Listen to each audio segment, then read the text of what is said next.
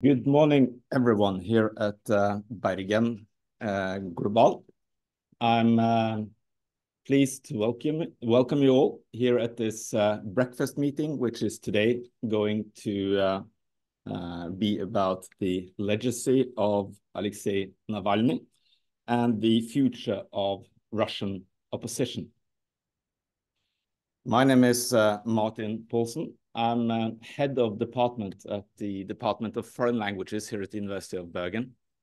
And together with me today, I have a highly competent panel, which has been put together with the help of Irina Anisimova, who is sitting next to me.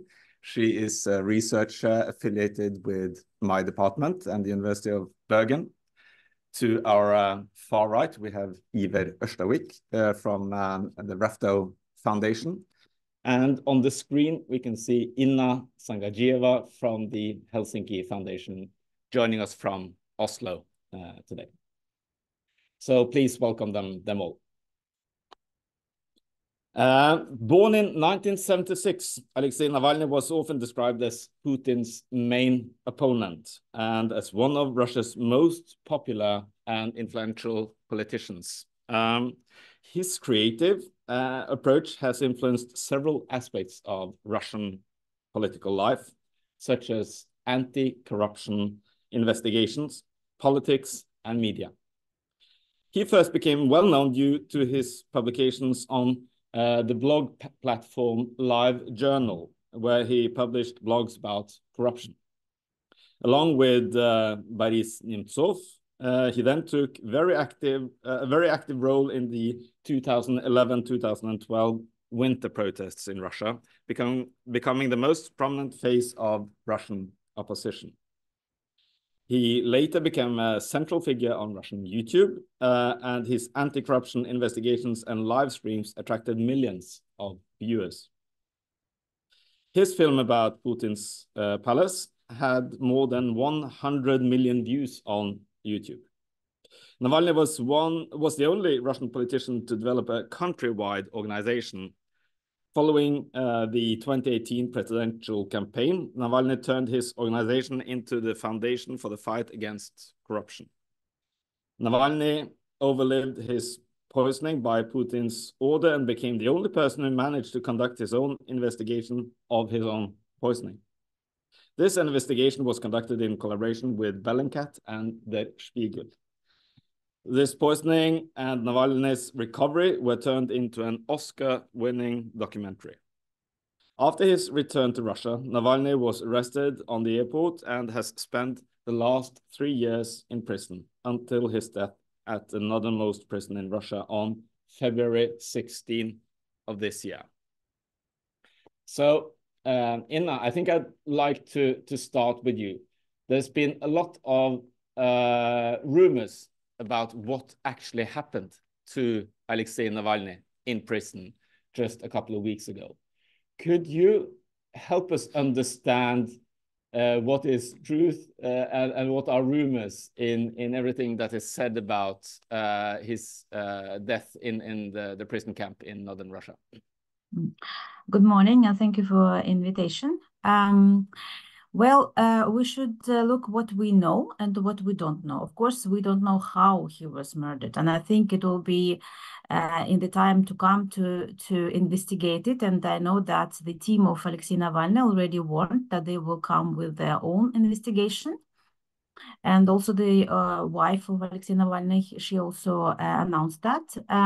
What we really know is that Aleksei Navalny has spent almost 3 years in prison.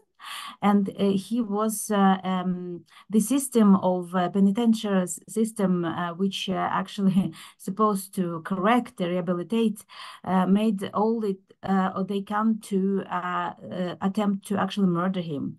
He was tortured. He was he didn't get medicine aid. He didn't get food, proper food, and he was deprived from a lot of rights, and he was not able to meet people and meet his wife and family and so on. So and we also must understand that the situation inside Russian colonies, it's punishment within punishment. It's very hard. It has never been reformed from Soviet times. It's also almost as a gulag system, where you really put in the worst conditions imagined. And Navalny was, he has spent 300 days in a punishment cellar, which is a very tiny, dark, cold place where he was up at 5 o'clock in the morning and was not able to sit or lie down, and he was really without light and so on. So our point is that the system has been murdering him, and we actually have been observing this kind of murder within many years, and they actually succeeded to do that. And I noticed that you used the word murder instead of death. Could you expand on the motivation by the choice of words? Well, it's because this is a state responsibility. Navalny was within the so-called correctional system, which was supposed to take care of his life, and they did all on the contrary. And again, we know several other cases, as for example Sergei Magnitsky. He was another prisoner. He was also murdered inside this system, and we know that people who work in these colonies, they also, quite many of them has the past. They're not professional like as in Norway, when you really learn and know how to work with the prisoners. In Russia is more like when you are inside a prison, it's another type of it's actually the matter of survival. But Navalny, it's again his way to survive was his communication with the world, and he never was pessimistic, and he always talked to us and told us how he was treated, and we knew how that the system really used all these kind of possibilities to I would say, yes, murder him. I don't think they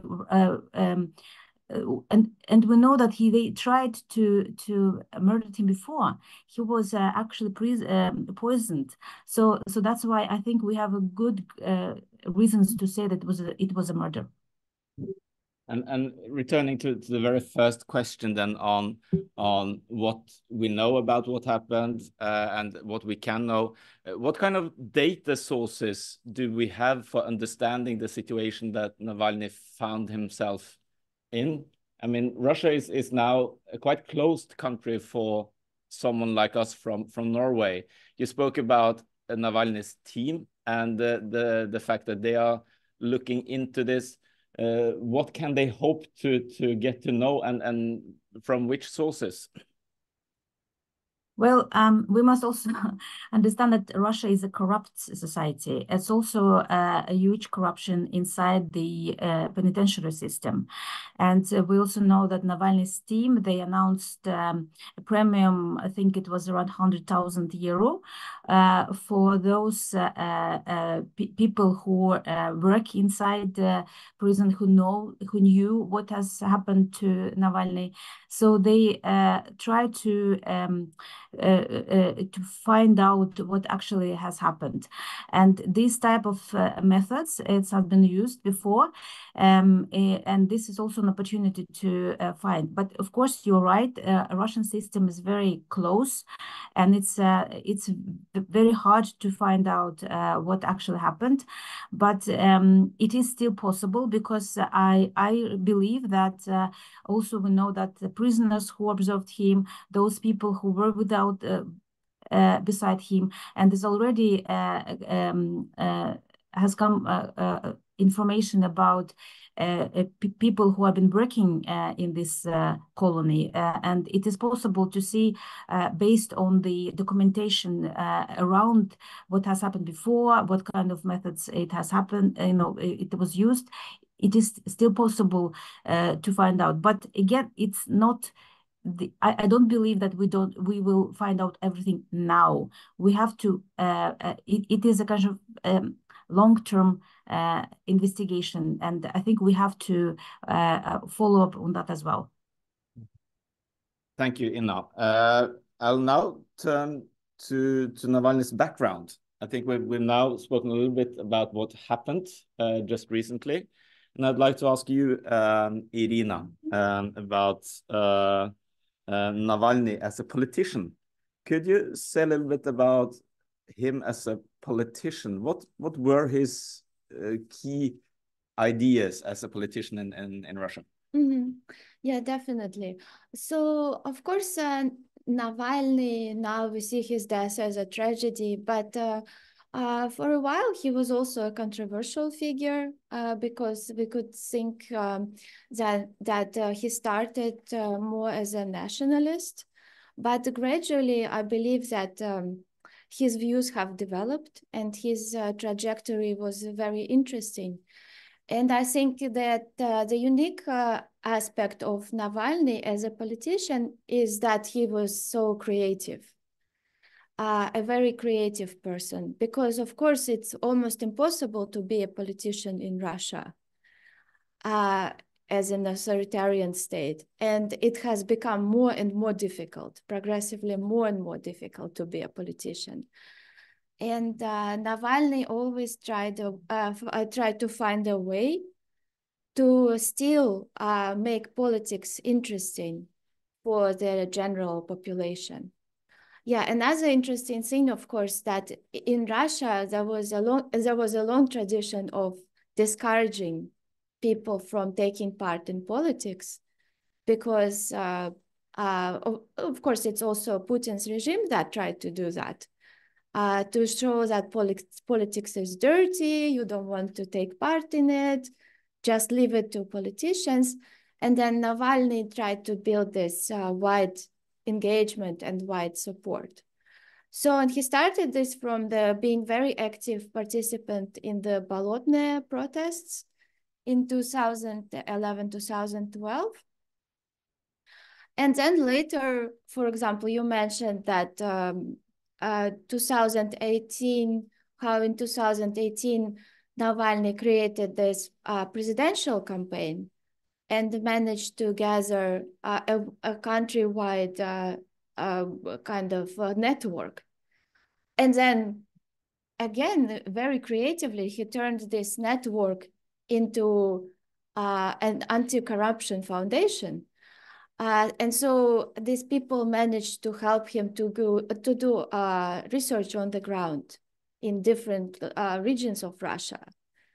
For example, even, ethnic regions such as Bashkiria. Yeah, so that is one example how, when something didn't work out, he turned it into something else. Also, this network constantly developed, becoming more and more related to the media.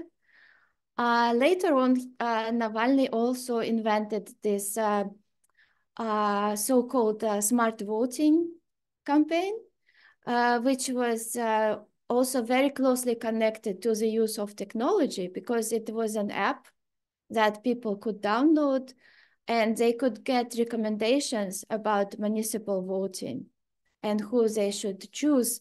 And that was a way to consolidate votes around by using this smart voting. It was a way to consolidate votes around the candidates that are kind of the best choice that is not the United Russia Party. So, of course, for Norwegians, when we think about politics, we think about the parliament and mobilizing votes to be elected to parliament. Could you say a little bit about the way that the Russian political system works and what chances Aleksei Navalny and his party had actually of being elected and how they try to work with that system? Yeah, this is very complicated because gradually it was less and less chance in a way. We also need to think about Russian political system as developing toward more and more authoritarian system. So maybe at the beginning, Navalny had a little bit more chance, although that chance was taken away from him because he also took part in the mayoral elections for Moscow mayor. And he received almost 30% at these elections. But then we think that he actually got more votes, but because of course Russian system is so rigged, we can never know whether he really got the 30% that would allow him to, basically would allow to go to the second round of mayoral elections. And then Navalny would be running against Sobyanin that time. So in the next elections, when using this smart voting system, умное голосование, they also tried to get elected to the municipal, at least to the municipal parliament of Moscow. But again, we think that even though some of his the chosen candidates did win, the elections were again rigged because of the new system of electronic voting. So the electronic voting is the system that the Russian government introduced where people could vote electronically. And of course, it is very easy to rig this because you could basically, it's like a black box. You could invite anybody to vote and then just recalculate, or we even don't know, maybe they just added some numbers to the system. Also, it's important to remember that actually Navalny's team or Navalny's organization, they tried to register it as a party, but they never managed to register it. So it was never a party, but rather a movement, I would say. Irina, could I ask you, do you remember the first time you noticed Aleksei Navalny on the Russian political scene? I think it was back in 2008, well, long time ago. And I remember he was a part also of the Yabloko party, and he also part of this national demonstration with the radical rights groups in Russia, and I think it was from one point of view it was good to observe him in terms of how he had developed himself as a politician. At the same time, me as a Russian citizen as well, it was for me important as being from a small ethnic republic. It was also possible to formulate political disagreements, I would say, because I was often ask myself, would I choose him? Would I elect him if he were supposed to be on the voting list? So and again, I observed him as growing and actually changing his opinion, and it was very good to see, because it's also I also have been doing the same. I thought it was.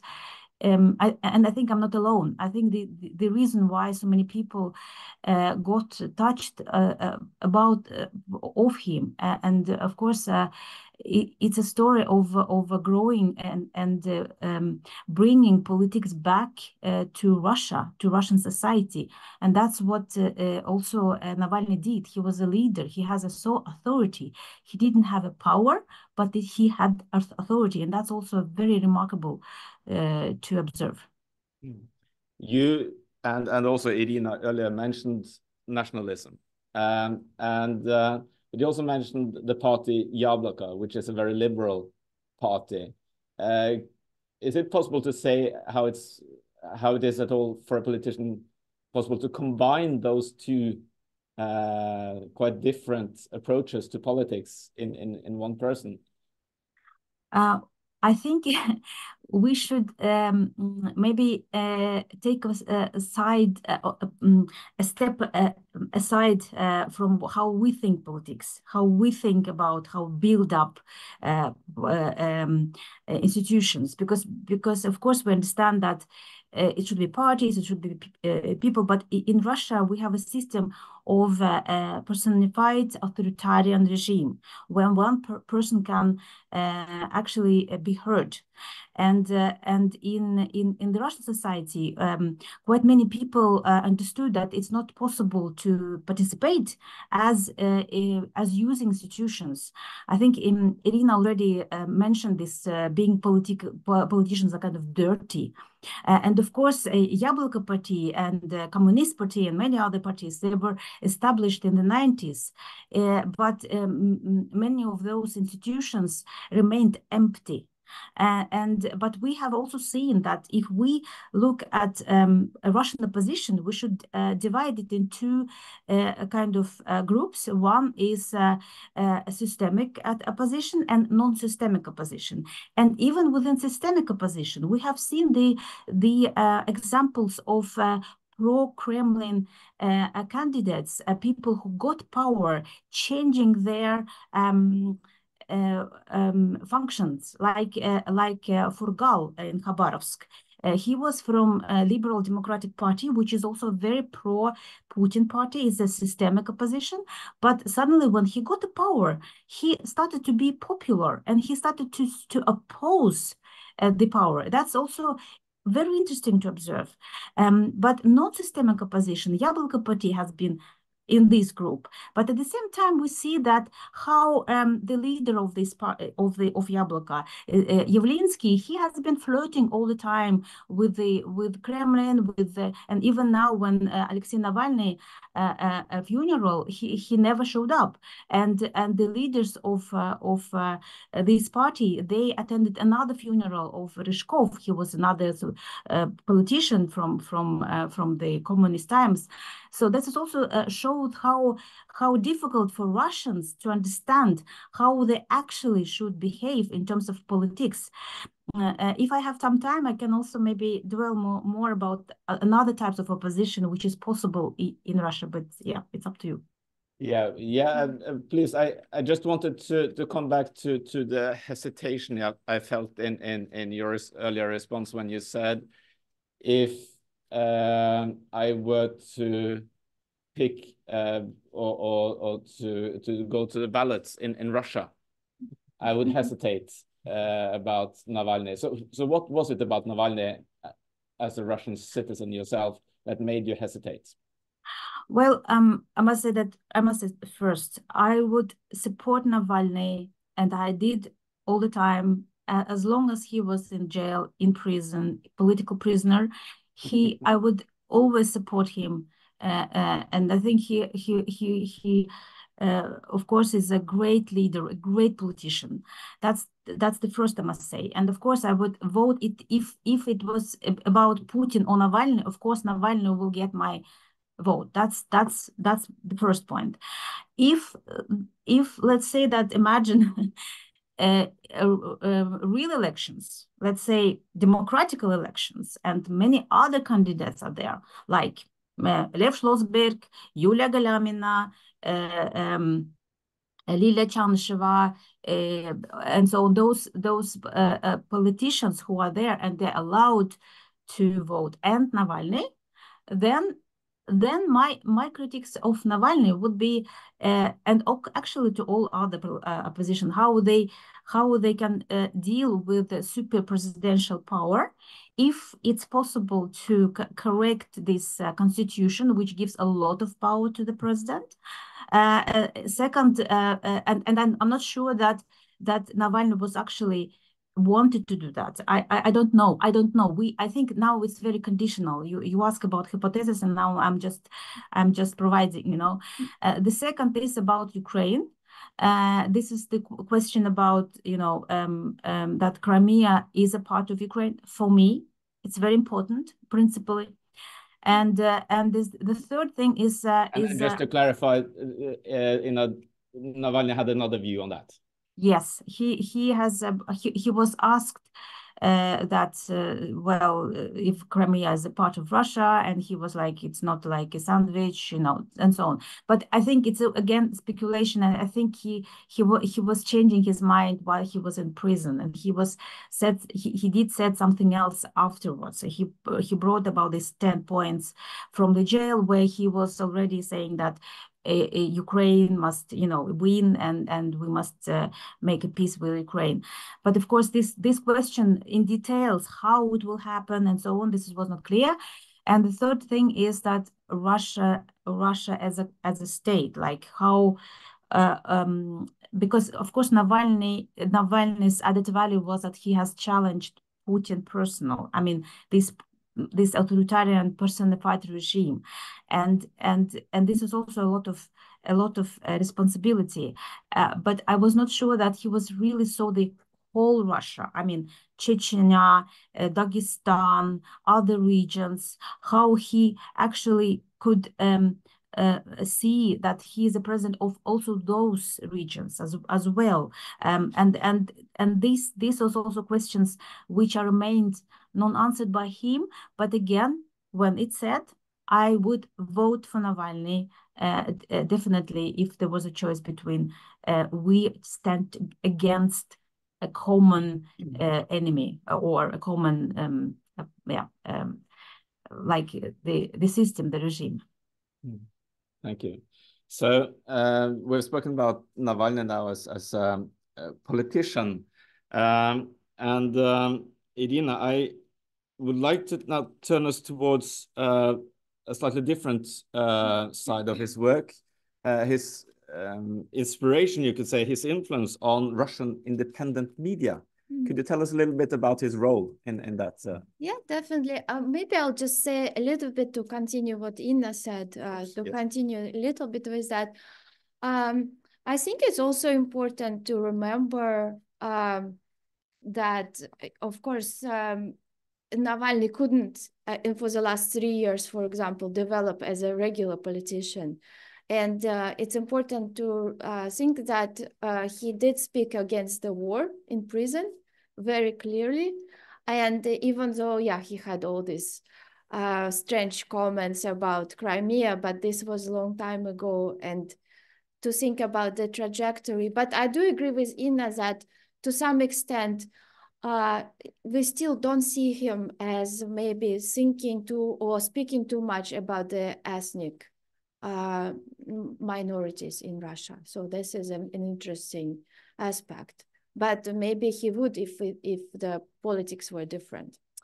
Now about the media, I think it's very interesting the way that Navalny influenced independent media, because very early on he understood that in authoritarian regime, informing the public is very important. It's crucial because the government controls all the media. And he and his team were very creative in using the internet. So very early on, first Navalny used LiveJournal, and then switched to YouTube very early. And this is the way that the Russian independent media has unfortunately had to develop, unfortunately, because now we have all the Russian independent media going to the internet and using YouTube primarily as their main source, kind of information outlet. So Navalny used several very interesting strategies when it was very new. He used this live stream every Thursday. I still remember every Thursday I would turn on YouTube and listen to his stream. So it was a 1-hour stream where he summarized the news. And then it were these very interesting investigation, corruption investigation films that were very creatively made. They were not just like, okay, it's bad to be corrupt, you know, morally wrong to be corrupt, but they were very entertaining. very using all sorts of documentary genre techniques.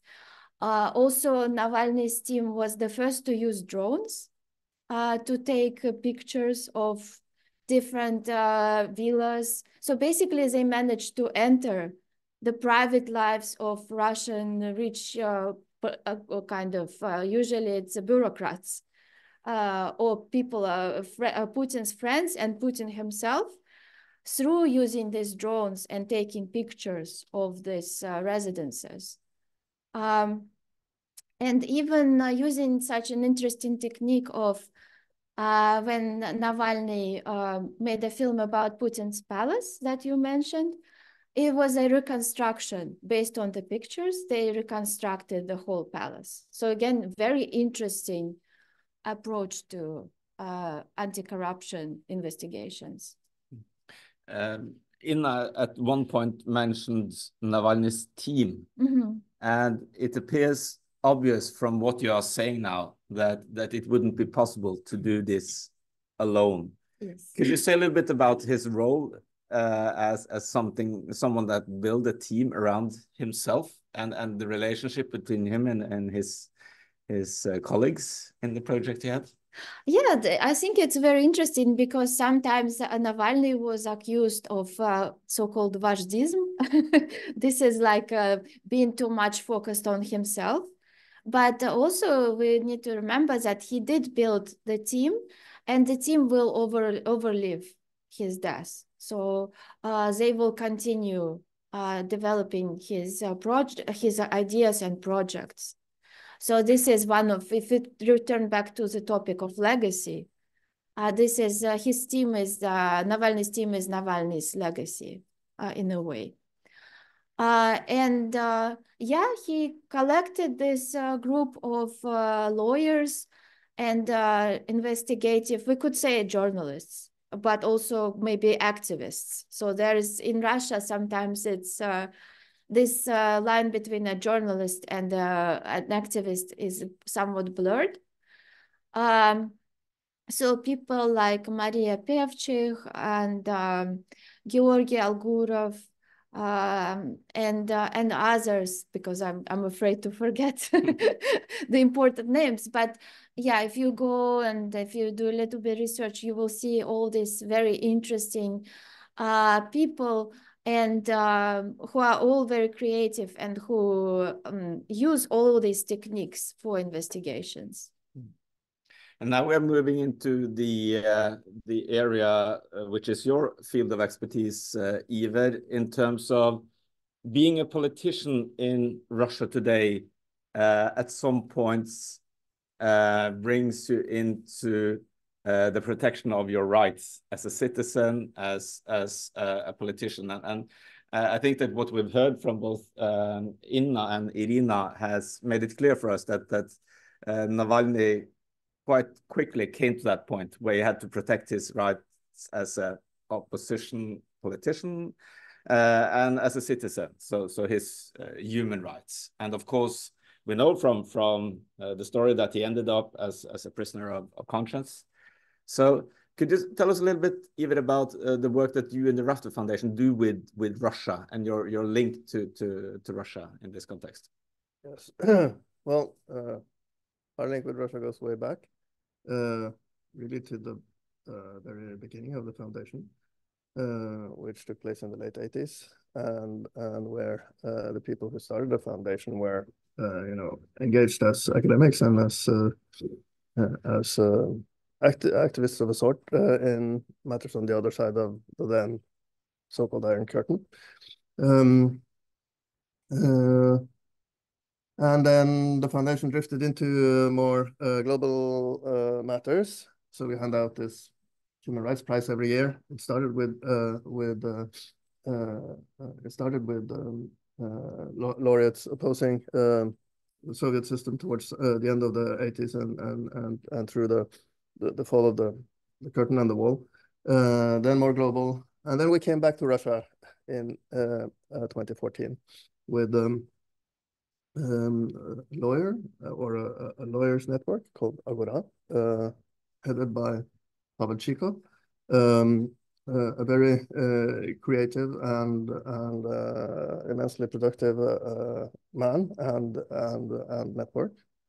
So maybe there are some similarities between these two personalities in the way that they, worked in very hard and stressful circumstances, but constantly developing, constantly expanding and changing their way of work. Of course, for Chekhov's, in Chekhov's case, more strictly legal work, not political in any conventional sense.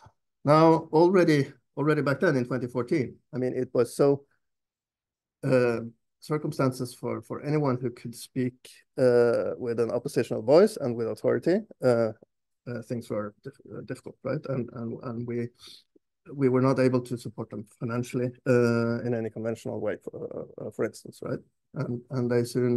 And this network soon came into the problems of handling the foreign agent stamp, which severely impairs the work of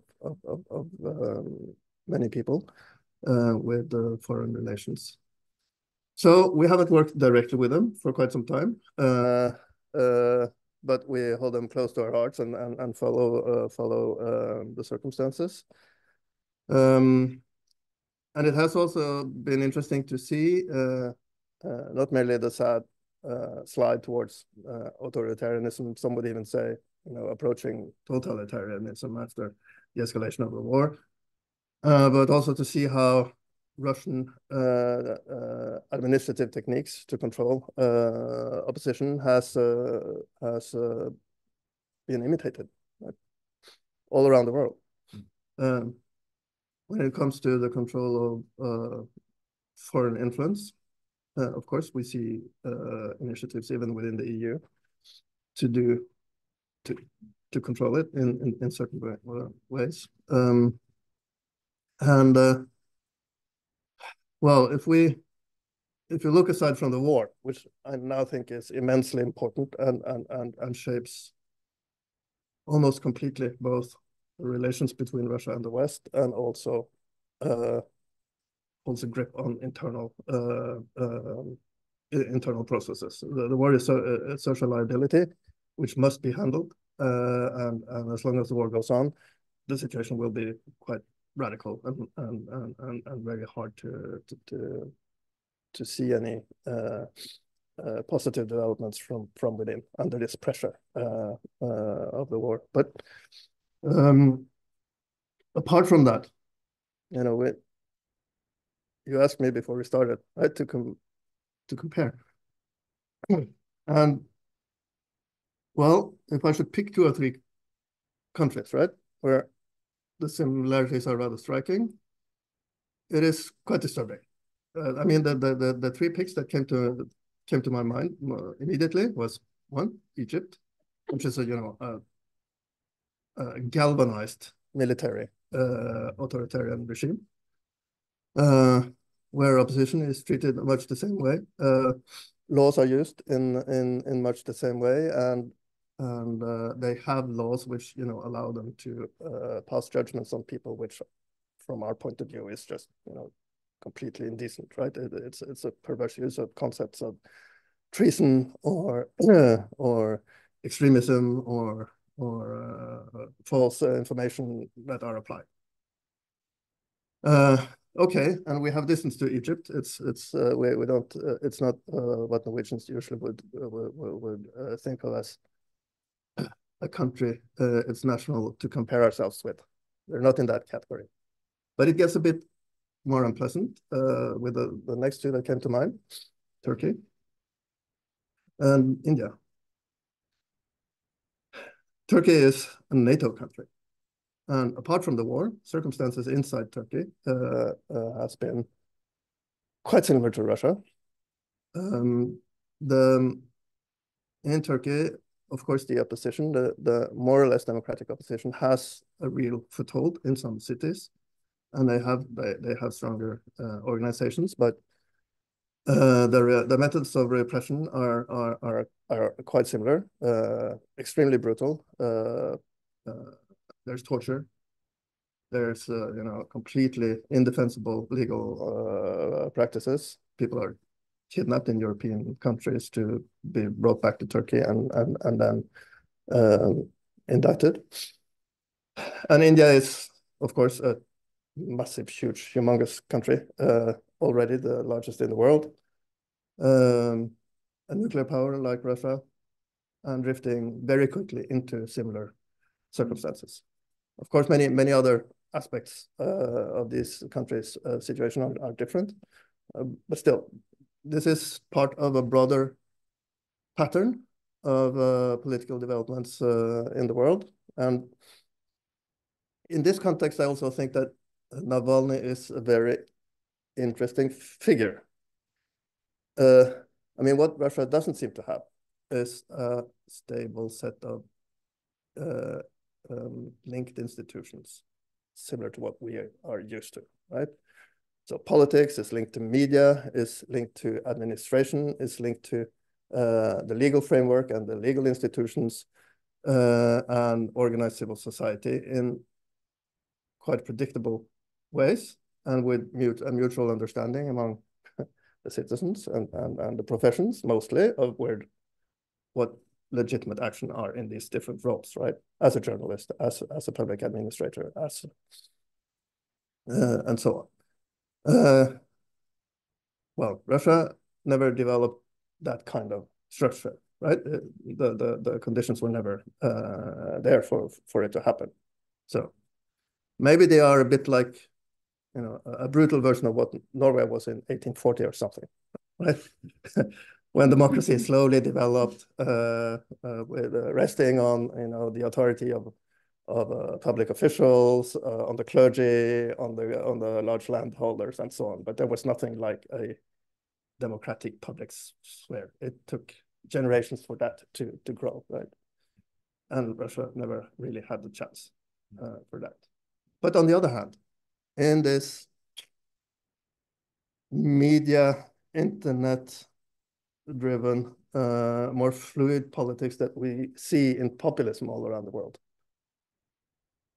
Russia is probably ahead of us, right? And Navalny is a very interesting figure because he didn't have a party base that disciplined him. He didn't have an institutional connection that disciplined him. He was he moved in this open, or relatively open, so far, relatively open space, appealing to something moral, which could have a broad resonance. The indecency of, you know, stealing public money, the indecency of the general corruption. And he was charismatic, he was entertaining. It was a little bit scary, I think, at least for us, looking from our safe pond, right? You never knew exactly what what opinions he would have, right? It was unconventional. Yeah. Well, I mean, in some way, I mean, who should you compare him with, right? Not with the very professionalized politicians of Norway or Germany, but, you know, perhaps with Tucker Carlson, right? A different ideological point of view, a different circumstance, but this kind of public appeal, right? And, well, how will democracy be able to possibly develop after the war? How will it develop here in our countries? I don't know, but maybe, I mean, personalities like Navalny gives us a hint of what kind of political presence will gain more importance in the years to come. And this also leads us into the question of the legacy of Aleksei Navalny. I'd like to turn to you, Irina, where we find ourselves today. What do you think Aleksei Navalny will leave behind in terms of legacy? What kind of influence will he have on Russia, the development of Russia politics and society? I think we should look at the context of what has happened now, the recent 30 years, because Russia is in the middle of very crucial processes. It's both about fall empire. It's about transformation of society and transformation of the regime, where the regime is very conservative and traditional and brutal. At the same time, society is more modernized. And these conflict lines, using Rokan language, quite many of them, Navalny has seen that. And again, he both was a very charismatic leader and got this, he gave first and foremost hope. Secondly, he has learned, especially new generation of people, not to be afraid and not to think about politicians as a dirty case. I think also that he showed with his example that from concrete cases like corruption, like injustice, like poor people, like poor economy, it is possible to bring from local cases to political demands. And that's also people who has to choose their people in power, and not the power people who shall run us as slaves. And this is messages he has been repeating on again. And this is, I think, very important also that he also learned and showed with his example how to build up a horizontal network, how to self-organize. This type of regime which we're dealing with, I think I would not agree with the Iver about comparing with the country. I think for Russia's case, we deal with a quite corrupt mafia state. It's a KGB a system which runs, and KGB in the Soviet society, it had only one function: not to allow people to interfere with the politics, to keep them from and protect people in power. These people now are in power, and they have monopoly to use violence against their own people. So Navalny revealed the system and said that these people are not only a power, but they also very corrupt. They want us to live in power, and they want their children to live in London and France and elsewhere. So, and this what actually challenged, he opened up, you know, the really nature of this sadistic regime, and he wanted to empower people, and he did actually that. How you can actually deal with it. From little thing, you can actually achieve more. And I think people, and we see that during the funeral, all these days of memorandum for Navalny, we see how people really were caught by his messages. And I think quite many people are there in Russia who will more and will look at his video more and more. And I think also this is great that we have internet, and we could look back to what Navalny said, and he will be then alive among us, although he is dead. Although we have the system which is quite in Russia, I mean, we have a system which is very dinosaur time, but still, you know, this opposites between Putin's regime and Navalny. We see Navalny's legacy is more alive than Putin's. Irina, we have both taught Russian history here at the University of Bergen. What will the historians write about Navalny in 10 or 20 years' time? Yeah, this is a great question. But I would agree with Inna that they probably would say that he was one of the people who represent the urban new generations of Russians. And there is still a very big disagreement in the West and even among the opposition, how many Russians actually support Putin, how many Russians don't support Putin. This is all very, also how many people are silently against, right? Against the regime. And the funerals did show some hope, I would say. The funeral of Navalny showed some hope that, at least I heard this in the media, in the independent media, that a lot of opposition figures said that we lost hope, but now kind of paradoxically, yeah, we lost hope again with Navalny's death, but we kind of see hope in the way that the funeral continued and how many people turned up and how many people participated in this kind of, because funeral is not really a protest, so it gave people more, it allowed more people to come out and show their support for Navalny or commemorate Navalny. So I think that this is one aspect of that historians would say. Also, his creative approach, which I already mentioned, and Iver also mentioned, how he was so unconventional.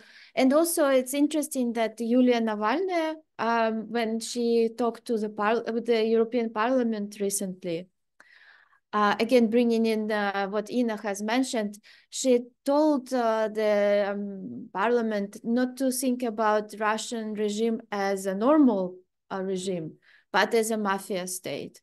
And then that you have to be creative in addressing these problems. Unfortunately, we all don't know how, it's hard to be creative in a way. But I think Navalny very often showed us the way how to be creative, and the team and maybe Yulia Navalny, they will still continue to be this creative force for the future. And that's also a very interesting question in itself. These are obviously very early days. We know that, of course, the funeral has only just taken place. In the Russian tradition, there is a period of 40 days, which you also commemorate. We are still in those early days. But do we see any contours of a Yulia Navalny picking up his case and bringing it forward? Irina? Yeah, that's a very interesting question because we don't know yet, right? In a way, a lot of people want to see that. A lot of people want this to happen, to see Navalny as kind of Svetlana Tikhanovskaya, compare them.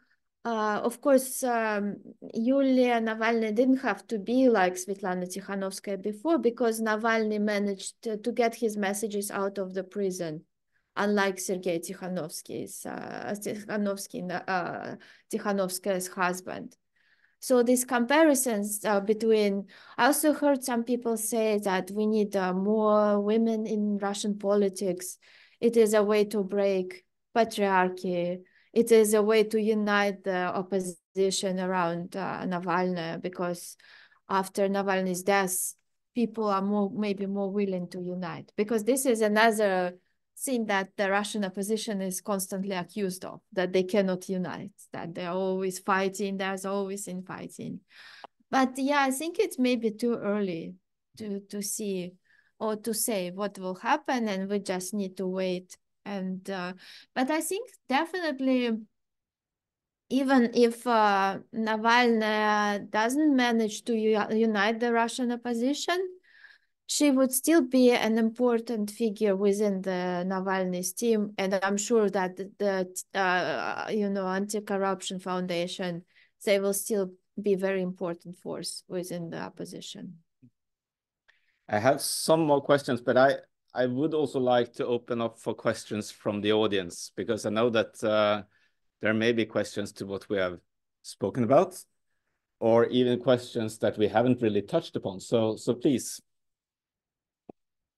Thank you. So I first of all have a small comment about Navalny's stance on the super presidentialism. So relatively not a long time ago, when he was already in prison, he has managed to publish an op-ed in Washington Post, where he, in English, clearly stated that, like, if a quote, that Russia needs a parliamentary republic. So just a comment to make it maybe just a little bit more clear here.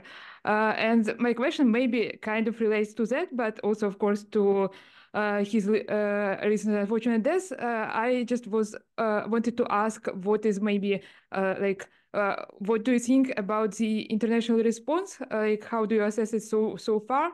how you think maybe it should look like what is maybe kind of a Norwegian position on that, or your personal position, and on the other hand, what should the Russian opposition do in order to, make this response and this collaboration with the international foreign actors more effective, and for their voices to be like maybe better heard in the international arena? Because, like this case with an op-ed, which is kind of seems now to be not really remembered, but rather something that is remembered, is like which marches Navalny went to like some 20 years ago. So this is maybe kind of a little bit telling of this maybe sometimes lack of, connection and communication between Russian opposition and their potential allies abroad. Thank you very much for the panel. Inna, would you like to start out by answering those questions? Yeah, I will try. I just want to say that I was asked about how I remember Navalny, and it was about his whole period of us being growing as a politician. I also mentioned that when he was in jail, he changed his, we see that this changes as well. So I agree with you that he was, yeah, I remember that as well. Well, I will attempt to answer the question. The international response, of course, is since the start of the war, and it's also quite, from my point of view, it's sad to observe that they differentiate between people and society and the regime, how they really compete, how they really oppose the regime, and this long-term civil society work on revealing this regime. We have seen quite many people were murdered, like Anna Politkovskaya. She actually warned about Putin's war in Europe, and she was not heard. And there was also Chechen wars, and there was quite many wars. Actually, Russian society has been quite militarized. So it's a very sad to see that international response has not seen, because one of the reasons from my point of view is that this difference between interests and values. When Putin was very good as a KGB officer to tell the international politicians what they wanted to hear, that Russia is a democracy, or Russia is getting back to democracy. And I remember also from my times as a student at the University of Oslo, this, different types of democracy of Russia, elected democracy, and this and that type of democracy. No, Russia is not democracy, and never been in terms of Norwegian ways. So, and that's also a misunderstanding of processes of inside Russia, is also why we observe what we observe. And also these mistakes which also were made, not to see these Gulag system survived. What I also mentioned, that the system of using violence against people survived on the behalf of the state and impunity. And this is also very sad to observe that economic interests were more highly prioritized than political reforms and values. And this is, of course, not only to blame international society. Of course, it's very important to look at Russian opposition, with how it is going on now and what we have done before. But at the same time, it's very important also to see the processes, as I also mentioned. It's a transformational process of society and the regime, how we do understand each other. We never actually known each other that well. Growing up in an authoritarian regime with lies all around, you don't know what norms are about. And Russian propaganda is not about you are right, I'm wrong. It's about nobody right. And then you don't have any norms. This is very difficult, actually, baseline to build the position, but still there is. And I think I always opposing those who say that there is no opposition in Russia. Yes, it is. It is in prison. We still must understand that that Aleksei Navalny, when he returned to Russia, that means that it was a hope for him to give his life for the principle of the future democracy in Russia. And that's also about Ilya Yashin, a politician. It's about Vladimir Kara-Murza, who got 25 years imprisonment, Lilia Chanisheva, and many others who are in prison because they are opposed to this regime. And now will be these so-called elections in 2 weeks.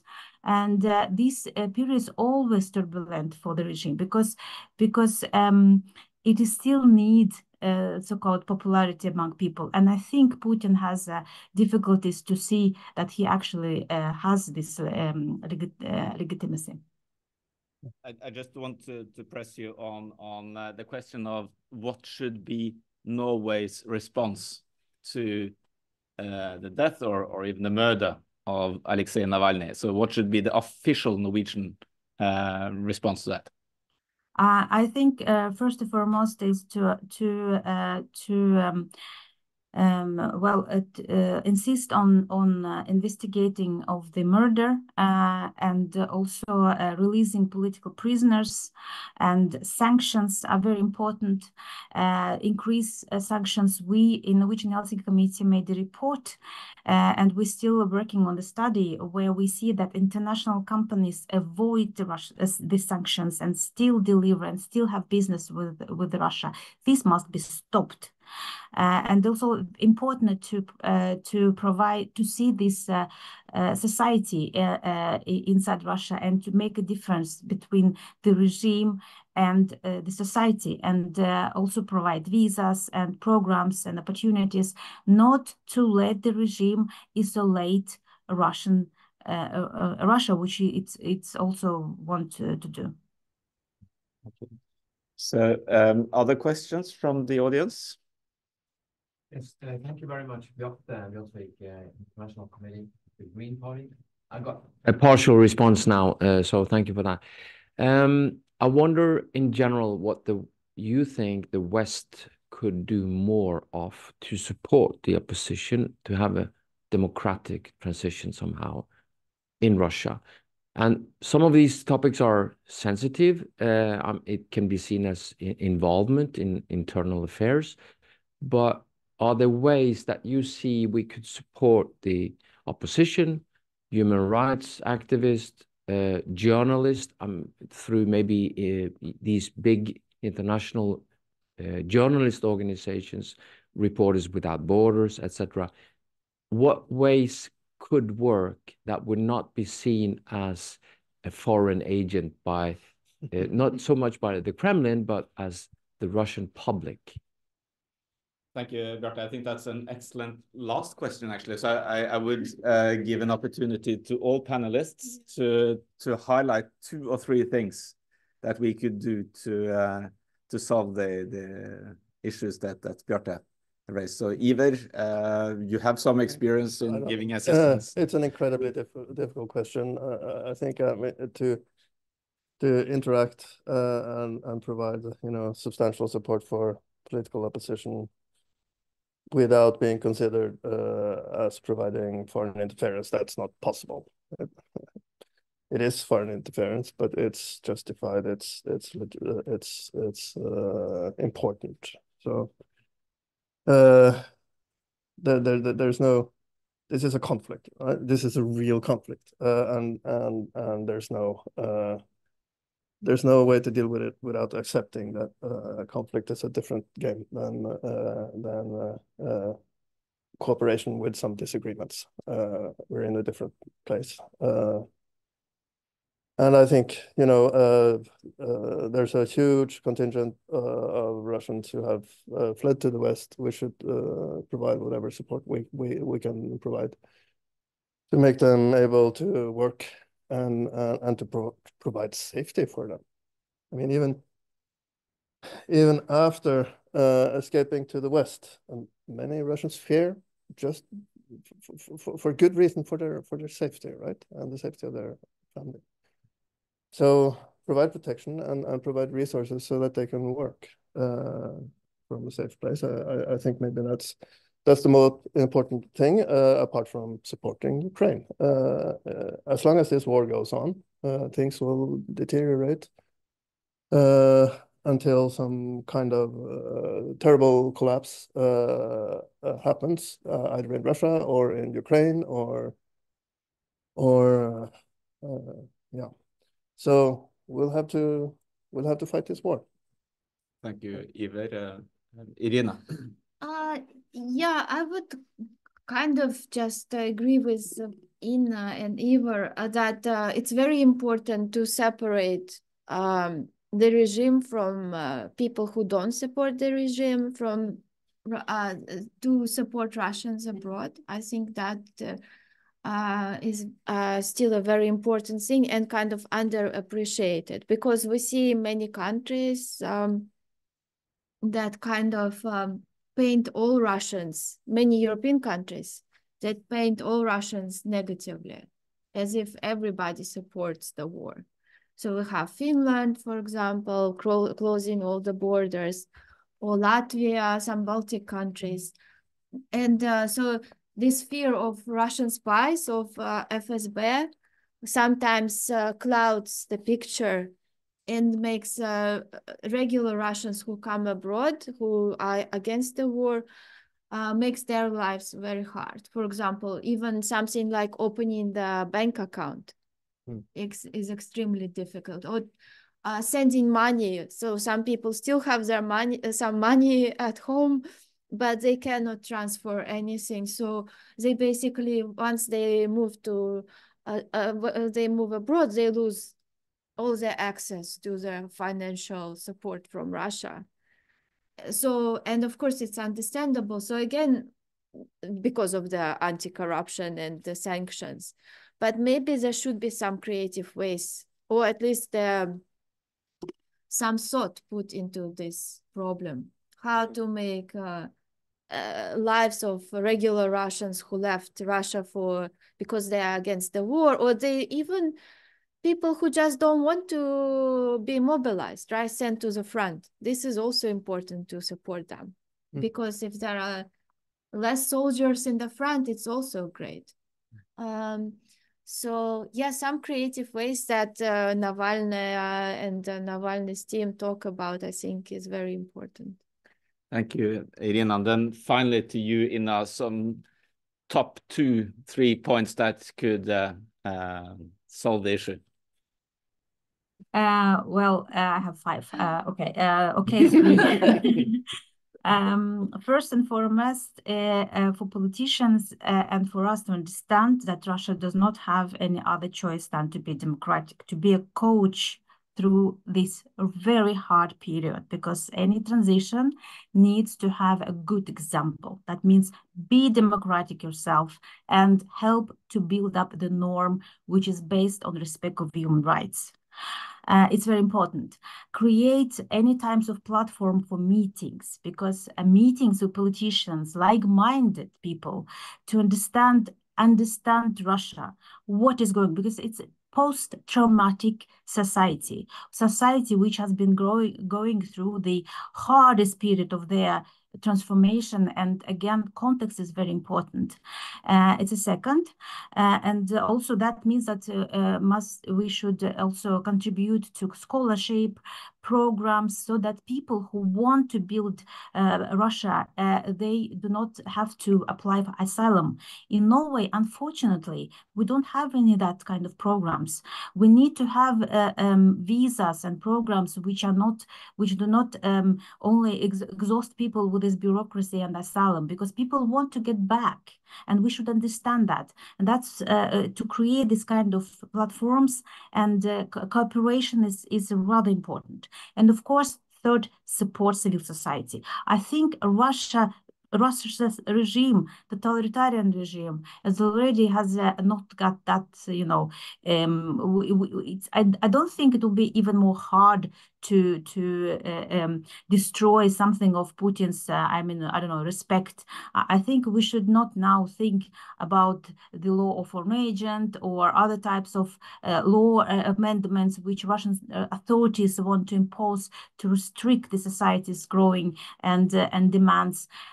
We need to concentrate on what we can do to assist civil society inside Russia, people who every day risk their life, their health, and really bring about this change. It's very important that Ukraine wins, and it's very important that Western is together with Ukraine, but it's also more important to understand that regime, this will end if Russian society will win.